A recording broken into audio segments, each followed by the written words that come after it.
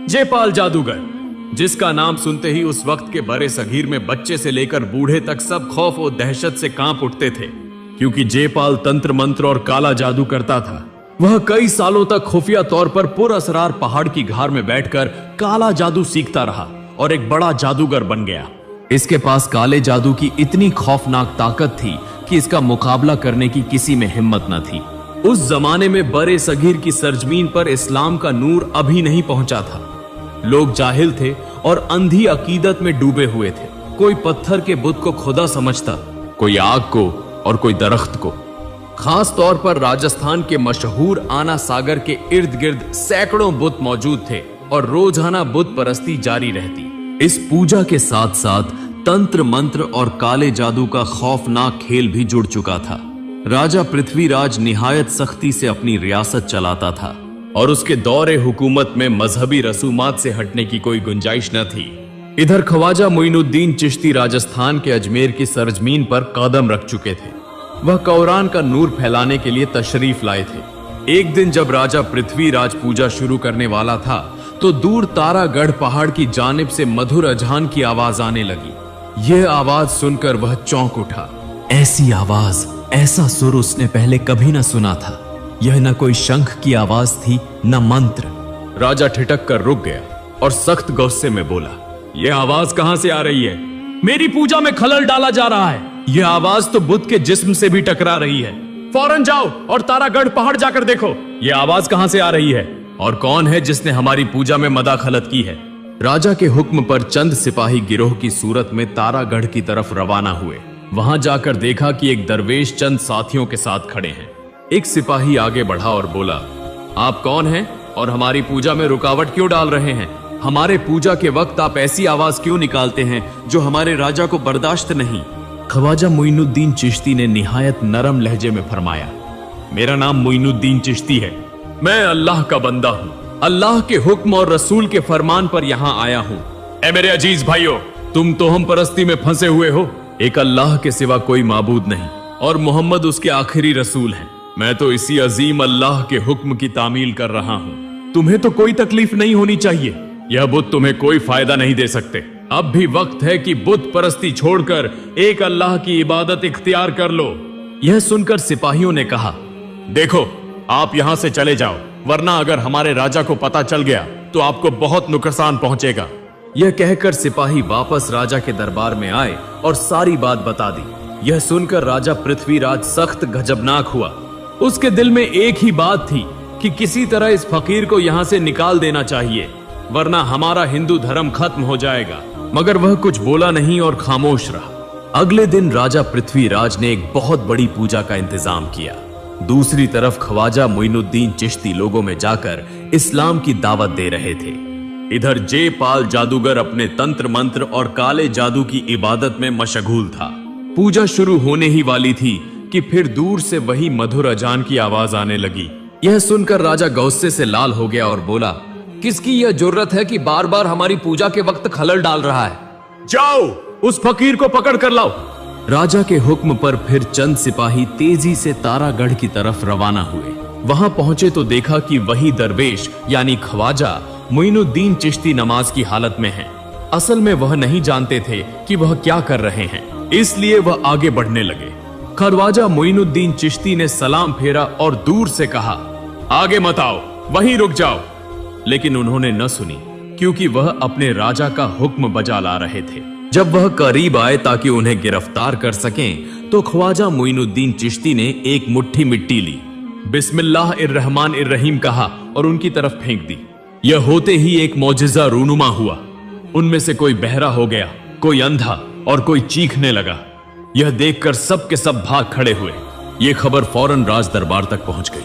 राजा पृथ्वीराज सख्त गुस्से में आ गया और कहने लगा, किसकी यह जुर्रत है कि हमारा मुकाबला करे? किसी भी तरह उसे गिरफ्तार करना होगा। तब वजीर ने कहा, राजा महाराज, इसकी ताकत देखकर लगता है कि वो कोई आम आदमी नहीं है, वो एक जादूगर है, वरना एक मुट्ठी मिट्टी से इंसान को अंधा और बहरा कैसे कर सकता है? उसे शिकस्त देने के लिए हमें कोई दूसरा तरीका अपनाना होगा। वो दरवेश हमारा शदीद दुश्मन है। वो हमारे धर्म को छोटा करना चाहता है और उसे मिटाना चाहता है। तब राजा पृथ्वीराज ने पूछा, वजीर महाराज, फिर क्या करना चाहिए? वजीर ने कहा, राजा महाराज, उसका मुकाबला करने के लिए जयपाल जादूगर की जरूरत है। सिर्फ वही उसे हरा सकता है। इसके बाद राजा पृथ्वीराज ने चंद सिपाहियों से कहा, जाओ जयपाल जादूगर से कहो कि राजा ने उसे तलब किया है। ये हुक्म मिलते ही सिपाही जयपाल जादूगर के पास रवाना हुए। उधर जयपाल जादूगर अपने काले जादू और तंत्र मंत्र की मदद से उड़ता फिर रहा था। उसने अपने जादू के जरिए ऐसी ताकत हासिल कर ली थी। जब राजा के सिपाही जयपाल जादूगर के पास पहुंचे तो देखा कि वो अपने तंत्र मंत्र और काले जादू में गहरे ध्यान में है। कुछ देर बाद जयपाल जादूगर ने कहा, क्या बात है, तुम यहां क्यों आए हो? सिपाहियों ने कहा, महाशय, आपको राजा ने बुलाया है। जयपाल जादूगर ने कहा, ठीक है, फिक्र न करो, मैं अभी चलता हूं। फिर जयपाल जादूगर अपने जादू के जोर पर राज दरबार की तरफ रवाना हुआ और सिपाही उसके पीछे पीछे चलने लगे। दरबार में पहुंचकर जयपाल जादूगर ने कहा, राजा महाराज, आपने मुझे क्यों बुलाया? राजा पृथ्वीराज ने कहा, जयपाल, हम बहुत बड़ी मुसीबत में हैं। न जाने कहां से एक जादूगर आया है जो हमें बार बार नुकसान पहुंचा रहा है और हिंदू धर्म को जलील कर रहा है। वो कहता है कि हिंदू धर्म तो हम परस्ती है और ये मूर्तियां हमें कुछ नहीं दे सकती। क्या तुम ये बर्दाश्त कर सकते हो? क्या तुम चाहते हो कि बड़े सगीर से हिंदू धर्म मिट जाए? क्या तुम चाहते हो कि कोई तुम्हें शिकस्त दे? ये सुनते ही जयपाल जादूगर सख्त गुस्से में आ गया और बोला, मुझसे बड़ा जादूगर इस भारत में कोई नहीं है। मुझे हराएगा वो कौन है और भारत से हिंदू धर्म मिटा देगा? इतनी जुर्रत किसकी है?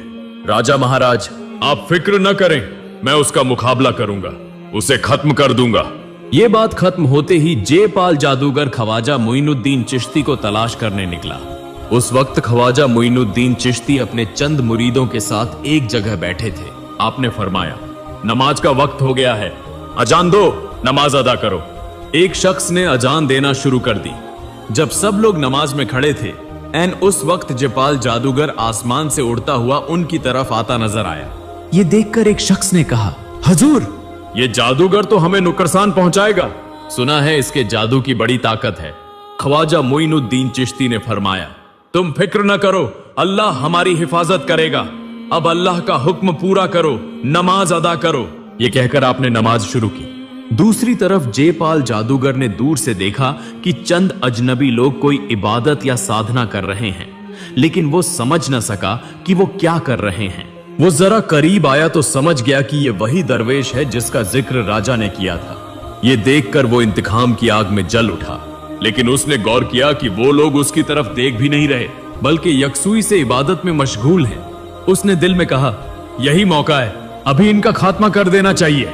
चुनाचा एक जगह खड़े होकर अपने तंत्र मंत्र और काले जादू की मदद से उनकी तरफ आग का एक गोला फेंका, लेकिन हैरतअंगेज तौर पर उस अजीम जादूगर का आग का गोला जैसे ही ख्वाजा मोइनुद्दीन चिश्ती के करीब पहुंचा, फौरन गायब हो गया। ये देखकर जयपाल जादूगर मजीद गुस्से में आ गया। उसने फिर काले जादू से एक धूल का तूफान उनकी तरफ भेजा, मगर कमाल ये हुआ कि वो भी ख्वाजा मोइनुद्दीन चिश्ती के पास पहुंचते ही गायब हो गया। अब जयपाल जादूगर समझ गया कि ये कोई आम दरवेश नहीं है। तब उसने अपनी सारी ताकत लगाकर एक जहरीला काला जादू किया और बेशुमार अजदहे छोड़ दिए, मगर सुभान अल्लाह, अल्लाह के करम से वो सब सांप भी उनके करीब आते ही एक एक करके खत्म हो गए। इसके बाद जयपाल जादूगर ने गौर से देखा कि ये दरवेश यानी ख्वाजा मोइनुद्दीन चिश्ती ने एक लम्हे के लिए भी उसकी तरफ नहीं देखा। फिर भी उसका काला जादू उन पर असर अंदाज नहीं हो सका।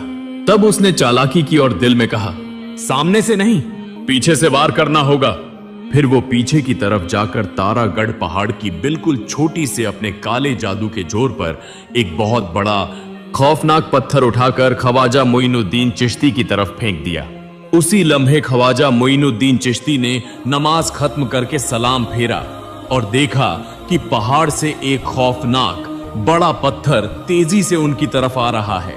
तब ख्वाजा मोइनुद्दीन चिश्ती ने सिर्फ आसमान की तरफ देखकर कहा, ए पत्थर, अगर तू अल्लाह की तरफ से आया है तो आ और मुझे कुचल कर मार डाल, लेकिन अगर तू शैतान की तरफ से आया है तो अल्लाह के हुक्म से वहीं रुक जा।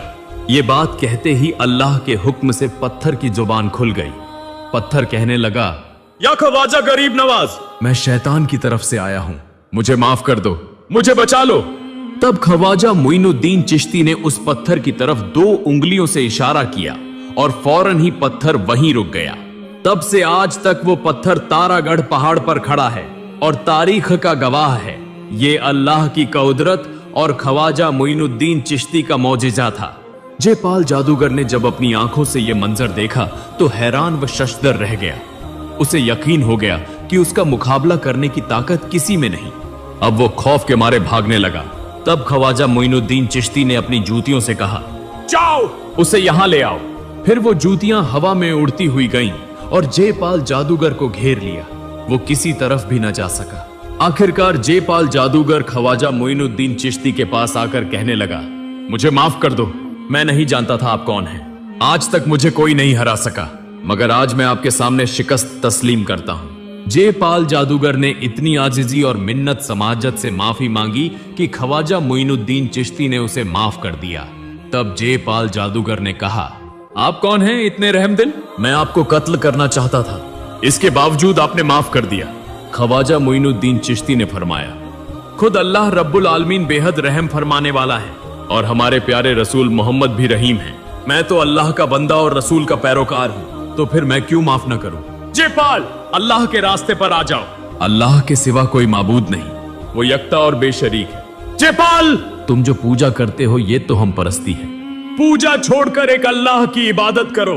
तब जयपाल जादूगर ने कहा, हजूर, आज से मैं आपका मुरीद हूं, मुझे कलिमा पढ़ाकर मुसलमान कर दे।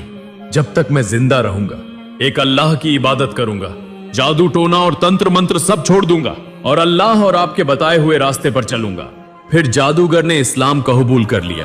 तारीख के सफहात में लिखा है कि बाद में जयपाल जादूगर ने अपना नाम बदलकर अब्दुल्लाह रिया बानी रख लिया। कहा जाता है कि बाद में वो एक वली के तौर पर मशहूर हुए।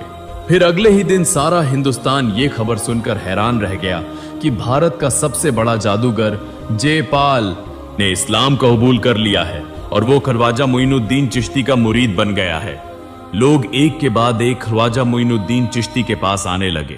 इसी दौरान एक सिपाही राजा पृथ्वीराज के पास आकर बोला, राजा महाराज, क़यामत हो गई। राजा ने पूछा, क्या हुआ? सिपाही ने कहा, राजा महाराज, जयपाल जादूगर उस फकीर के सामने हार मान चुका है। उसने खुद हिंदू धर्म छोड़कर इस्लाम इख्तियार कर लिया है। यह सुनकर राजा पृथ्वीराज ने कहा, अगर यह दरवेश सच्चा है तो उसे साबित करना होगा। हम उसे अपनी आंखों से देखेंगे। जाओ, हमारे मुल्क के सबसे बड़े पुजारी को बुला लाओ, उसके सामने उस दरवेश का इम्तिहान होगा। और जाओ, उस दरवेश को भी खबर दो। उस वक्त के हिंदुस्तान की गली कूचों में हिंदू भक्तों का शोर, हर तरफ घुंघरू, शंख और मंत्र की आवाजों के सिवा कुछ न था। शहर के बीचों बीच एक हिंदू पुजारी रहता था जो इतना मशहूर था कि दूर दूर से लोग उसकी पूजा लेने आते थे। वो निहायत अकीदत और लगन से बुद्ध पूजा करता था और यकीन रखता था कि मूरत ही ईश्वर है। एक दिन वो पूजा करने के लिए मंदिर जा रहा था कि रास्ते में उसने चंद लोगों को खड़े सरगोशियां करते देखा। वो रुक गया और उनके पास जाकर बोला, क्या तुम्हें पता नहीं कि पूजा का वक्त हो गया है? सब मंदिर जाने के बजाय यहां क्या कर रहे हो? इस वक्त एक शख्स ने कहा, पुजारी महाराज, क्या आपने कुछ सुना नहीं? पुजारी ने कहा, क्या बात है, बताओ तो। उन्होंने कहा, सुना है कि अजमेर में न जाने कहां से एक दरवेश आए हैं जिनके पास ऐसी ताकत है कि भारत का सबसे बड़ा जादूगर जयपाल भी उनके सामने हार गया है। वो कहते हैं कि अल्लाह एक है और उसके हुक्म से पत्थर भी बोल उठते हैं। ये सुनकर कई लोग इस्लाम कबूल कर रहे हैं। पुजारी ये सुनकर सख्त गुस्से में आ गया और बोला, ये कभी बर्दाश्त नहीं किया जा सकता। सदियों से भारत के लोग बुद्ध पूजा करते आ रहे हैं और अब ये सब झूठ करार दिया जा रहा है। फौरन ये खबर राजा पृथ्वीराज के कानों तक पहुंचानी होगी। ये कहकर वो मंदिर की तरफ रवाना हो गया, मगर राजा तक पहुंचने से पहले ही राजा की फौज उस पुजारी के पास आ गई और बोली, पुजारी महाराज, राजा ने आपको फौरन तलब किया है, बहुत अहम मामले पर बात करनी है। फिर उस पुजारी ने देर न की और फौरन राज दरबार में हाजिर हो गया। राज सिंहासन पर राजा पृथ्वीराज बैठा था और चारों तरफ सिपह सालार, वुजरा और मशहूर पंडित मौजूद थे। उस वक्त राजा पृथ्वीराज ने कहा, पुजारी महाराज, हमारा धर्म अब खतरे में है। एक दरवेश शहर में आकर कह रहा है कि बुद्ध झूठ है, अल्लाह सच्चा है। उसने ऐसा मौजिजा दिखाया है कि जयपाल जादूगर भी उसके सामने झुक गया है। आप हमारा फख्र हैं और सिर्फ आप ही हमारे धर्म और इज्जत को बचा सकते हैं। तब पुजारी ने कहा, राजा महाराज, ये बेइज्जती मैं बर्दाश्त नहीं करूंगा। अगर वो फकीर वाकई कुछ जानता है तो वो बुद्ध को बोलकर दिखाए, हम देख लेंगे किसका देवता सच्चा है। राजा ने कहा, ऐसा ही हो, हम उसे इम्तिहान के लिए बुलाएंगे।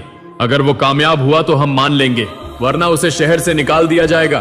फिर राजा पृथ्वीराज का एक सिपाही ख्वाजा मोइनुद्दीन चिश्ती के पास आया और बोला, आप बड़े जादूगर हैं ना?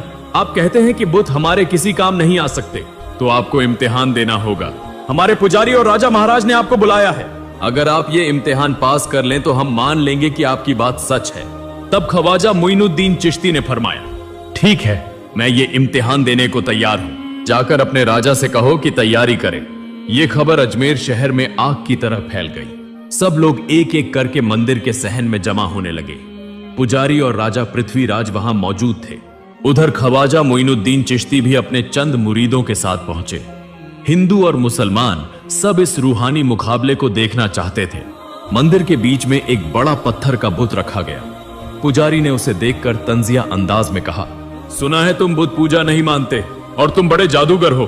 तुम कहते हो ये बुत हमारे किसी काम नहीं आ सकता। ठीक है, अपनी ताकत दिखाओ। तब ख्वाजा मोइनुद्दीन चिश्ती ने पुजारी से कहा, मेरे पास कोई ताकत नहीं, मैं तो अल्लाह का बंदा हूं। अगर अल्लाह चाहे तो आज ये पत्थर खुद गवाही देगा कि वो झूठा है। अल्लाह का नाम सुनकर पुजारी का जिस्म कांप उठा।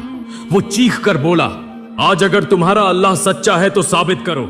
अगर हमारा बुत अल्लाह का नाम ले तो हम मान लेंगे, वरना हम नहीं मानेंगे और तुम्हें हमेशा के लिए शहर छोड़ना होगा। तब ख्वाजा मोइनुद्दीन चिश्ती आहिस्ता आहिस्ता उस बड़े बुत के सामने गए और बुलंद आवाज से कहा, ऐ पत्थर के बुत, मेरा नाम ख्वाजा मोइनुद्दीन चिश्ती है। मैं अल्लाह का बंदा हूं। अल्लाह के हुक्म से गवाही दो कि अल्लाह एक है और बेशरीक है, उसके सिवा कोई माबूद नहीं, और तुम झूठे हो। ये कहते ही ऐसा मौजिजा हुआ जिसने पूरे भारत को बदल दिया।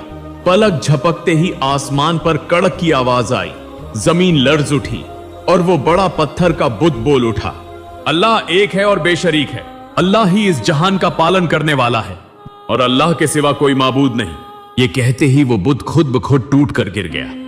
ऐसा मौजिजा अपनी आंखों से देखकर वहां मौजूद सब हिंदू हैरत में रह गए और ख्वाजा मोइनुद्दीन चिश्ती को देखने लगे। कोई कुछ न बोल सका। एक शख्स ने पुकार कर कहा, या ख्वाजा, आप सच्चाई का चिराग लेकर आए हैं, हमारी आंखें खुल गई हैं। दूसरे ने बेख्तियार कहा, या ख्वाजा मोइनुद्दीन चिश्ती, आज से हमारी आंखें खुल गई। अल्लाह सच्चा है, अल्लाह के सिवा कोई माबूद नहीं, हमें इस्लाम कबूल करा दें। यूं उस दिन एक के बाद एक लोग कलिमा पढ़कर मुसलमान हुए। मुहतरम नाज़रीन, ये तमाम वाकयात अनीसुल अरवाह और सीरुल अक्ताब नामी किताब में दर्ज हैं, जो फारसी जबान की कदीम तरीन सवानिह उमरियों में से एक है और जिसे ख्वाजा बाबा के एक करीबी मुरिद ने तहरीर किया था।